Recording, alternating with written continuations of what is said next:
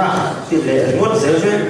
dễ là dịch của em cái chỗ gì làm chu là gì giá đâu chỉ không là nghe tung thôi sẽ có tung tóc nó cái gì đó dịch làm đây rồi nó đi phần gì cơ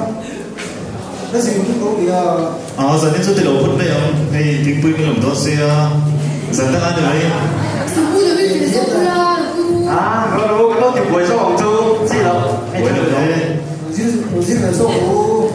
nếu mà nó có ru em có là tên nó mà tên con là lung thì nó có ru nó gì là quay thì đúng rồi anh tùy để đâu mấy thế sư tất cả giấy số xin lồng phút mẹ cái đâu sự tiền rồi luôn trăm phút ngay lên thì có cái gì nó gọi là gì cái gì á thì cái số cái đó anh phải đi số cái tiền thuốc rồi này nó vô đi một chuyện lúc rồi ghê không bạn biết là gì đi số rồi vô đi cũng ha đi cũng qua mà ta lại có được cái gì nó suy nghĩ nó suy nghĩ chỉ chuyện thì suy nghĩ đây của mình thấy chú cũng chỉ đi đến toàn thì cũng phải ông bố nó chẳng hốt thế là chủ đề á cái phần đầu tiên cũng là như cái chia nó trở thành cũng này nè thì chưa rồi một có thể có cái này sáng giờ cái mỗi tôi bị khô nó có được đâu cái gì mà thế đấy thì là đi bằng tốc độ thì tôi có chỗ chú ê nó biết bật đi xuống nó xuống chật chật chưa mới lộ mà là cái gì đi thì tiêu này thì nó nó xuống mình member luôn nó đi ha yêu thì nó phú đồ về nó xuống nó đi ha nó đi tới rồi thì nó đi đâu nó chỉ tăng rồi là quá nó rồi nó rồi này thì qua nó phú đồ nó không phú đồ này à cậu thằng này nó ra ba thằng này sắp đó thì bây giờ đâu lúc đi lắm nó cũng ra hồ mà đi bao đây ha đang của ai ơi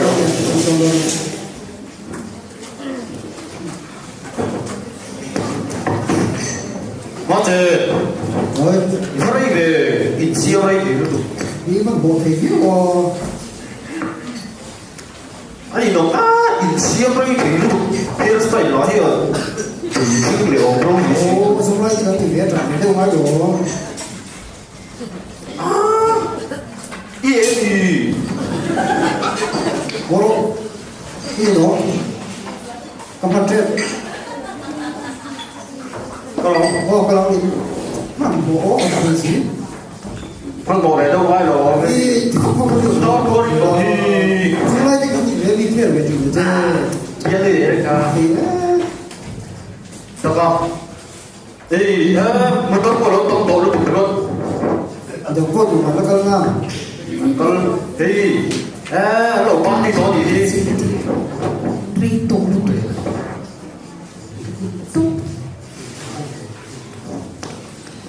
gì đâu em ô mê cân nó vẫn sẵn luôn nghe ô à ấy là thích tốt rồi in siêu đấy là tụi ai vậy mẹ nó tụi rồi happy birthday wow ui khoan lẩu em sweet 18 那姐的这个问题不会老练的呀cái lối số nó có chút thì nó cũng khá rồi ô bố chị phát biểu ý đó phải đầu tiên được tìm nào không cái lúc đó hay đi sang cái con ống tôi nha bây giờ thì không được duy đó mà xem mà hôm đầu trong kỳ đồ các cháu mới kỳ đã bị con thằng để siêu có hoa trẻ quyền bố bắt đầu lên xuống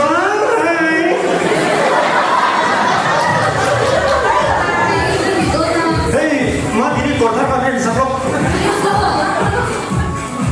vô không lộ đi bắt đầu đi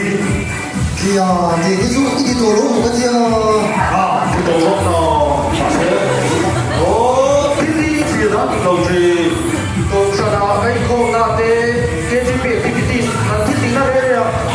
cần năm chuông này để hậu nó tin nó bắt học nó làm lại mình lại là cha thì trăm đó mình là nó chỉ là cái đâu diễn gì là cái học thì nó cùng sáng thì nó mà thế tụi nó là bao ngày được cái gì ba cái tin mấy bạn đó dụ như cái 多牛，这个马牛车水，老铁美女。你看没得看了，哦，一个马蒂个，路上拉呀，这是我一门手，这是我6出，มันเก่งอยู่เรามีเหมือนตัวโหล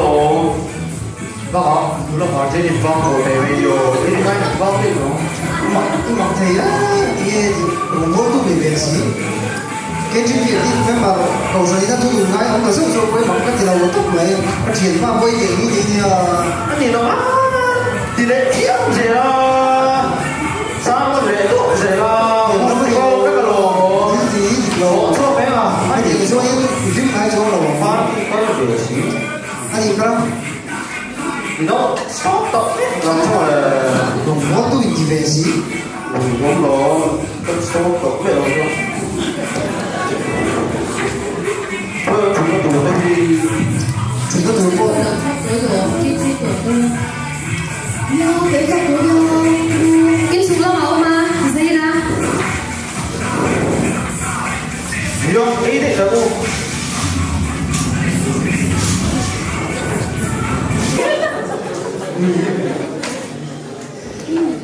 Bây giờ chúng ta nấu thì khảo tờ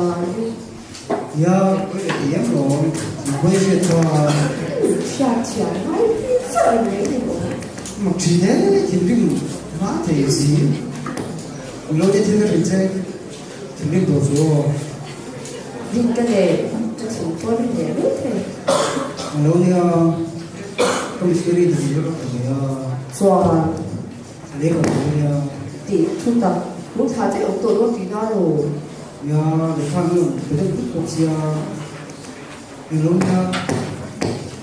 你不想那个那个东西，等你干水都是外地。 Ô,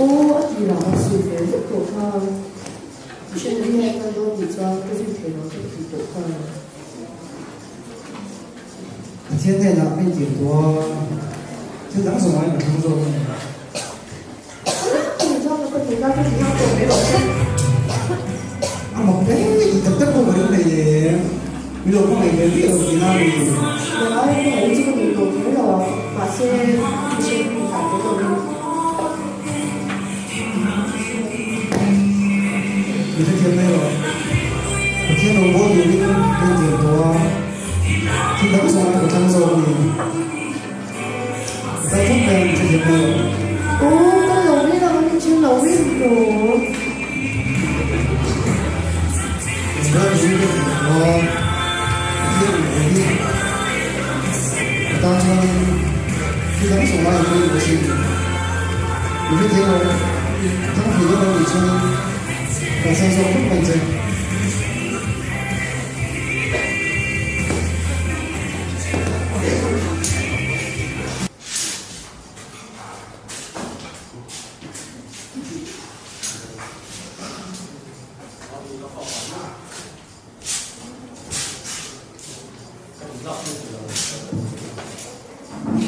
đi đâu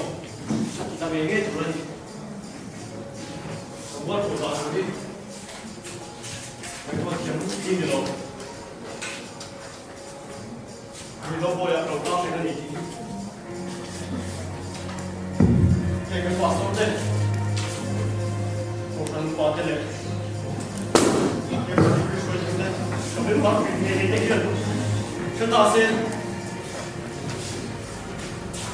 应该一点这个大王 anh muốn cái mình ta bằng mình bắt đi chuyện nào có phải điều gì đâu đi cái gì ta bằng cái mình chẳng đi đâuเลย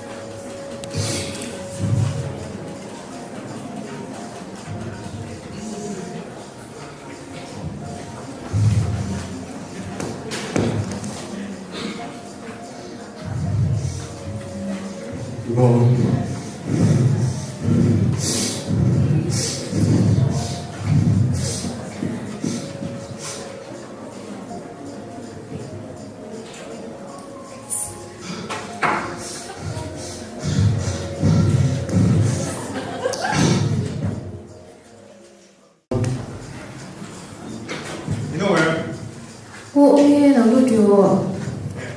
mua đi trả mua anh em trả lỗ đây là ngay từ mua lỗ chua rồi yếu này là cần thay đổi thế cần đổi này cần dia anh nghe đi ta thì mình có những cái gì sắc nào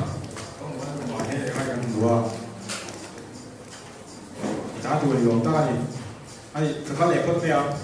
thì mấy tôi làm gì thì tụi thằng theo là lệ xưa anh đi lệ lệ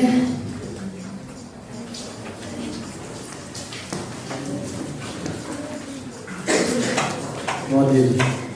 nên anh khỏi thì họ xua việc đủ công tổ nhớ rồi không tu thì chúng ta được phát đủ lô quay xìa chia tu phải ta không lập lô nhưng có lệ ta đi không bật mặt hiền nhưng có lệ ta thì đấy không xì lâu anh kiếm tràn hoa mi sân rì cao tủ thế có cụ sự viên rung trên nền anh được kiếm gì có cụ hiền có thằng tự dọc xì Kita lupa perhatian tak silo, teropong dia keserta kota Zoka Madi.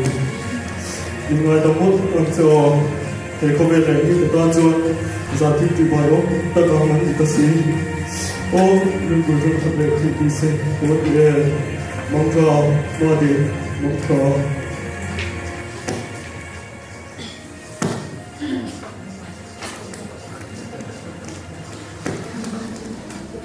con có một chút lầu mấy nhớ đâu lúc xuống chuyện nghe he mà tiền đang đi mua anh tính cái nghề đúng hộ à thì mình lại các đồng thêm con viết để các đồng thêm gì trả lô ô trả đi vậy hey ít trả ba thiên cứ trả đi hai em về để thiếu nghe thì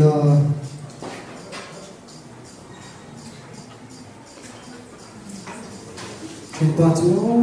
cái đồng văn tục này văn quý tắc em cái tiền kia thì mua thì nó trả nó mà thì nó đi xuống thì nó mua được tầm mấy gì cái đây thật tắc gì mà thì chúng tôi thêm đi để nó chúng tôi mà sẽ có thiên thì phản ứng không ít rồi rồi hey chẳng ai một con tí tiếp theo và thiên thì chúng tôi là dọc thì nó xin mình không bị khiêu cơ mình thì mình muốn về mấy cái gì mà sẽ có pha tốt của thiên rồi có bốn cái gì liên quan đến cái gì là nhiều liên quan đến cái chuyện mình lâu lại thì là rồi cái gì đấy là gì mình cái dọc thì gì anh đi tôi lên đi bắt chân này gì đâu mà rồng buồn na cô đã cần lông văn tên ngoài là nền cần luôn là trong bắt chân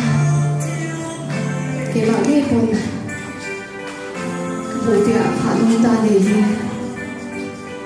mình có gì mà mình đi xuống thì gì đó mà muốn đi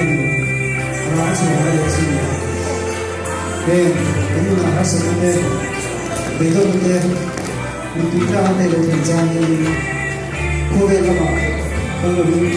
cô về là khi là mình cái thiên hay là gì đi đâu anh ấy cũng muốn chạy đi đâu chơi cho tôi thì mà gì mình có đây nó sẽ có giống như thế mong đi cái thiên thì rồi rồi số đến là luôn chơi đi không cái thiên này làm thế nào nhiều